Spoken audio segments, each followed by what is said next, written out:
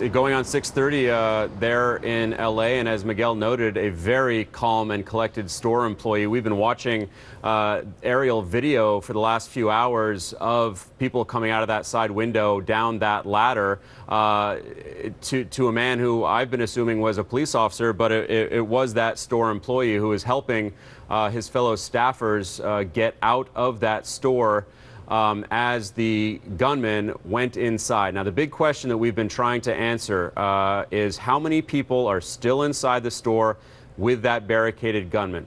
By definition, I was being told a short time ago, that makes them hostages. We don't know where they are hiding.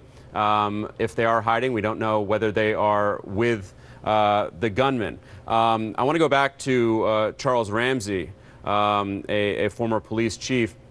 Charles, is there any way to figure out how many people are inside that store beyond just asking the gunman? Is there any other way to get a sense of numbers so that they can then make the calculus as to when to go in if they have to? No, I mean, the only thing the gunman can tell you is who he actually has in his sights right now. I would imagine that you very well could have some people that are hiding at various locations within the store. So you're not going to get an exact number at this point in time. But one thing is certain, you have other people that are still in the store. The question is... All right, we just lost Charles there. I want to go to Art Broderick. Art, I was trying to ask you earlier, should we take away anything from the fact that the gunman went inside, as he fled inside after crashing his car, he didn't shoot anybody? He was... All right, 1 second. We're getting new video from the scene, more aerial pictures from our affiliates. You can see there a heavily armed vehicle right outside. This is the closest that we have seen the police to this Trader Joe's. So they have moved that armored vehicle up to the front entrance of the Trader Joe's. You can see the heavily armed officers with their ballistics gear standing outside. It's very tough from here to tell whether their guns are drawn, but they are standing in what looks like a somewhat relaxed pose. Art Broderick, if you're still there, I am. Can we learn anything from the fact that he didn't shoot people on the way in? This is not someone who's on a rampage. This is not someone who premeditated this, who pre-calculated this. This is someone who probably, I would imagine, especially since we know that he's in his teens, is really freaking out right now, given what he knows about the police presence, which is probably much bigger. That is a big point, because he's not on a rampage and just killing people randomly. So what we know is that and this is a big advantage for the hostage negotiators, they can use this actual motive for their purposes of trying to talk him out of this situation. Now, when you're talking about the SWAT team, the SWAT team is going to contain the inner perimeter. And while the negotiators are talking, the SWAT team is going to try to shrink that perimeter as close as they can to the actual location of where that individual is held up with 1 or 2 or 3 hostages. We don't really know how many he's got.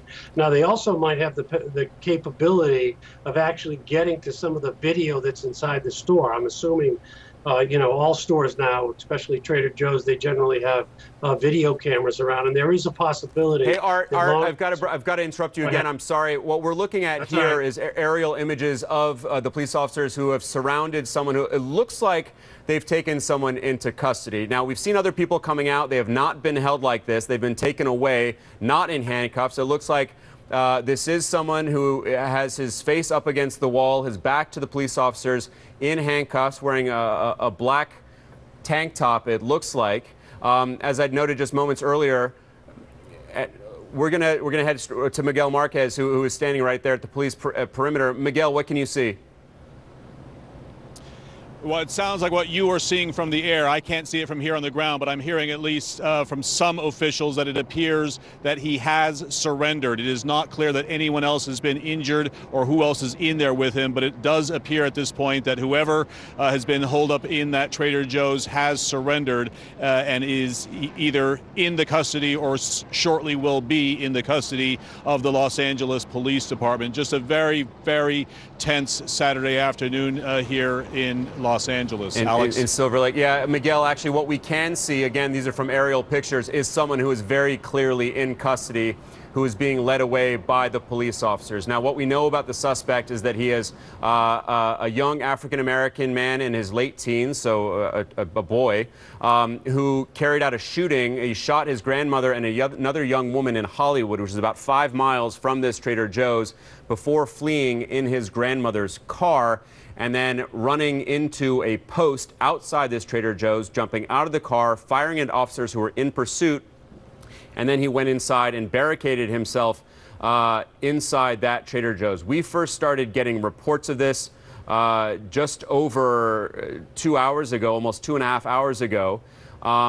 This may be the end of this standoff, of this hostage situation between this young man and the LAPD. The last we had heard from the LAPD was that he had barricaded himself inside. There were an unknown number of people who were inside with him. And of course, the primary focus of law enforcement, and keep in mind, as far as we know, they didn't go in and do any sort of tactical incursion. They were trying to, we assume, talk this young man into coming out without harming others. And it appears that that's what may have happened. Art Broderick, your thoughts on what we're looking at?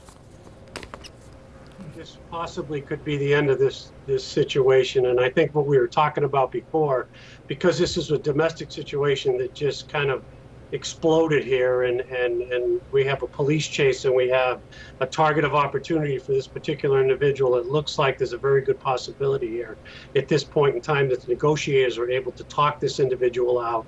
They put him in handcuffs, and you see a lot of the law enforcement officers sort of in a stand down situation now, and I'm sure they're going in there and into Trader Joe's to find people that have sheltered in place, find out if there's anybody else injured in there. But it looks like very possibly this might have come to an end at this point in time. Charles Ramsey, if you can see these pictures, and I don't know if you can, but we're looking at around, say, 15 heavily armed police officers right outside the entrance to this Trader Joe's. But they certainly don't look like folks who are about to go in and take down a suspect. So can we learn anything from that sort of more relaxed stance? Well, I mean, it's kind of hard to determine just from some of these images, but I'm sure that if that is the gunman, then they're in the process now. They have to go in, they have to clear the building, they got to find anybody in there who may still be hiding. You know, people may not know that he's in custody if they've been hiding all this time. So there's still a little bit more that has to be done at the scene, but hopefully this is the gunman. Hopefully this thing is over, and hopefully no one else was hurt. All right, I'm seeing now that a law enforcement source is telling CNN that the suspect is in custody. So it appears that this hostage situation is over. We had been told that there was only one suspect in his late teens who had fled that domestic dispute before barricading himself inside this Trader Joe's. But as we were just hearing from Art, they will be going inside, the police, to clear it out, to see if there's anybody else inside. Again, we don't know if the people who were inside were being held by this gunman or if they were simply hiding. This does appear to have ended relatively peacefully, but we don't know that for sure just yet. The only thing that we've been told in terms of injuries and wounded was that one young woman had been, at the start of this standoff, had been lightly wounded, and she had been taken off to a hospital. I want to go back to Miguel Marquez. Are you learning anything more from the police there?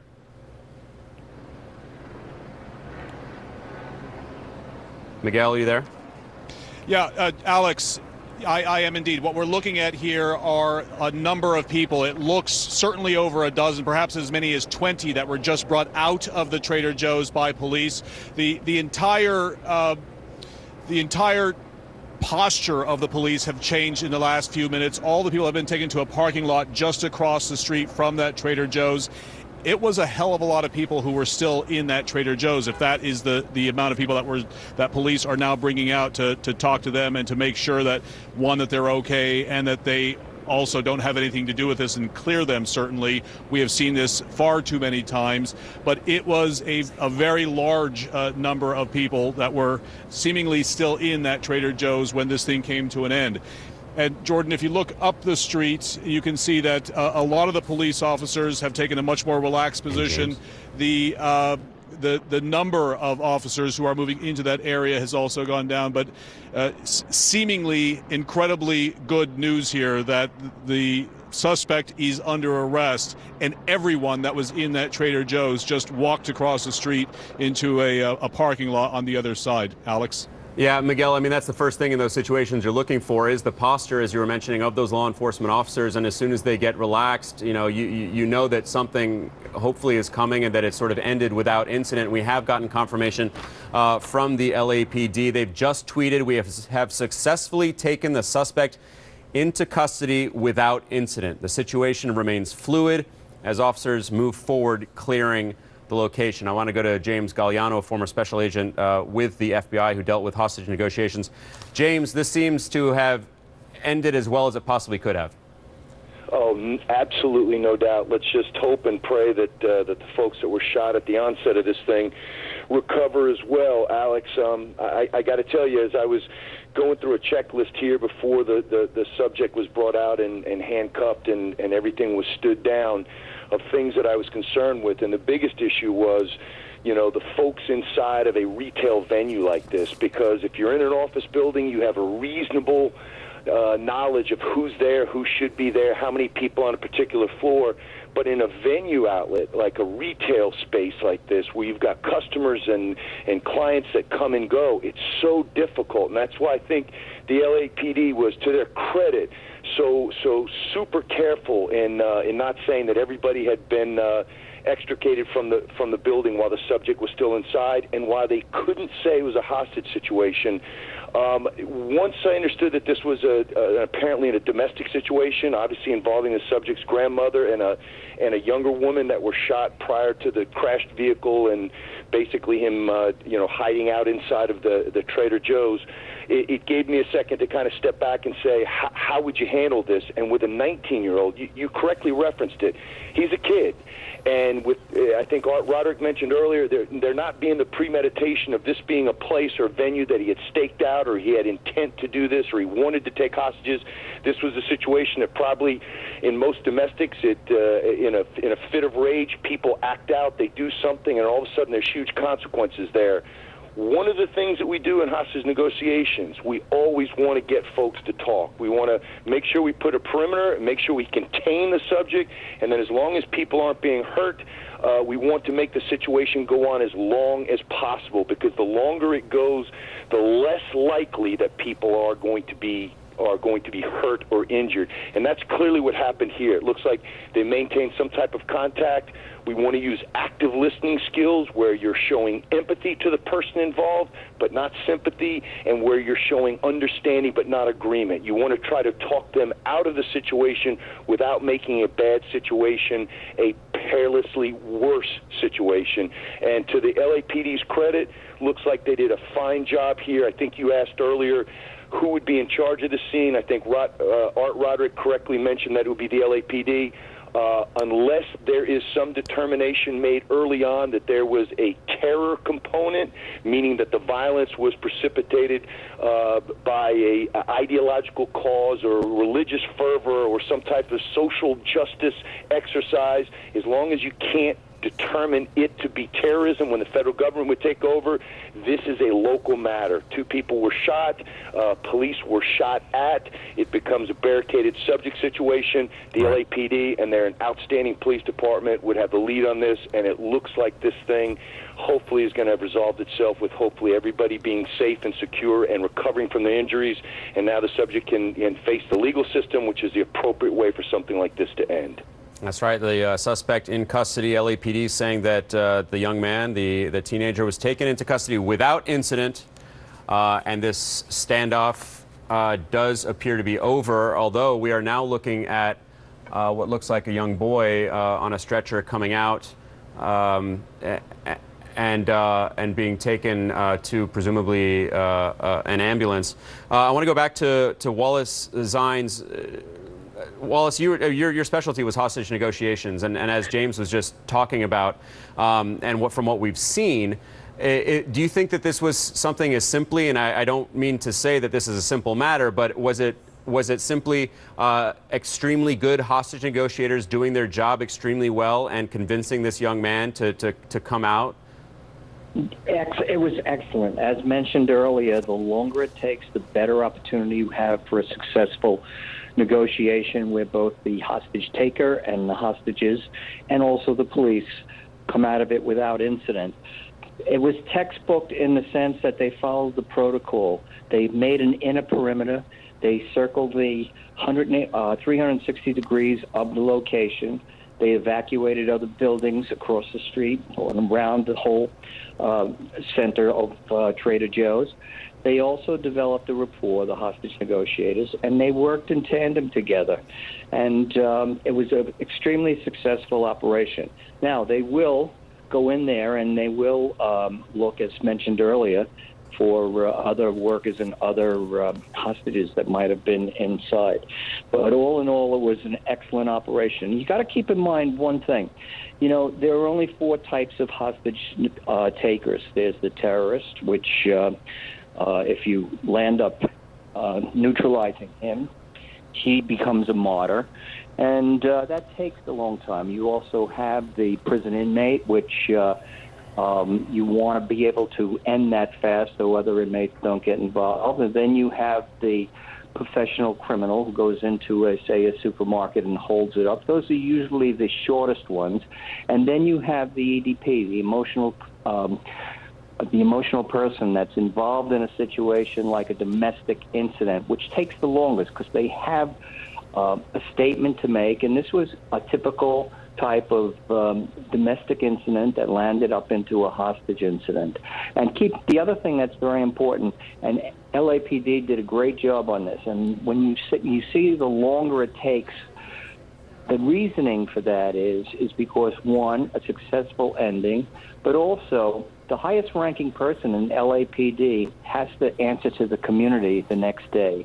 And if it went bad, they'd have a lot of, explaining to do. This went totally well, and they did an excellent job as always. Well, hats off to them. We continue to watch people coming out of this Trader Joe's in these upright stretchers being wheeled away by what appear to be the fire department and presumably paramedics. Charles Ramsey, to you, I mean, they're not doing this with any sort of urgency, it seems. So can we just hopefully assume that this is a precaution, that paramedics will take a look at everyone who is inside that store, make sure they're okay? Well, can you imagine how stressful it is to be in a situation like that during the chaos when this was taking place? People are, falling down, getting injured. I mean, so you've got a lot of things that go on when you have something like this. So, yeah, the medical personnel will check everybody out to make sure that they're okay, certainly for physical injuries, but they're going to need some counseling for the psychological impact that this has, just being held, even though it wasn't that long a period of time. If you're the one that's in there being held like that, and I just saw a reunion, that young man that was being carted out, apparently that was his parents there, because I noticed early on she was trying to get back in the building. And so that's probably a mother that had to be going through God knows what, thinking about her child being inside there. So you have all these kinds of things going on. I know for a fact there were people hiding there. I didn't want to say anything before because you never know if these guys are watching TV or not. But a friend of mine actually paged me who had friends that were texting back and forth with the LAPD because they were hiding inside the store. So LAPD had contact with even some of the people that were hiding at the time during the course of this particular event. So you've got a lot of things going on. It's going to take time for them to be able to get over it, because that's quite an emotional trauma that they all underwent. Right, of course. Yeah, the physical injuries are one thing, psychological another. Thank you, Charles. We're gonna take a quick break. We'll be right back with more from Los Angeles.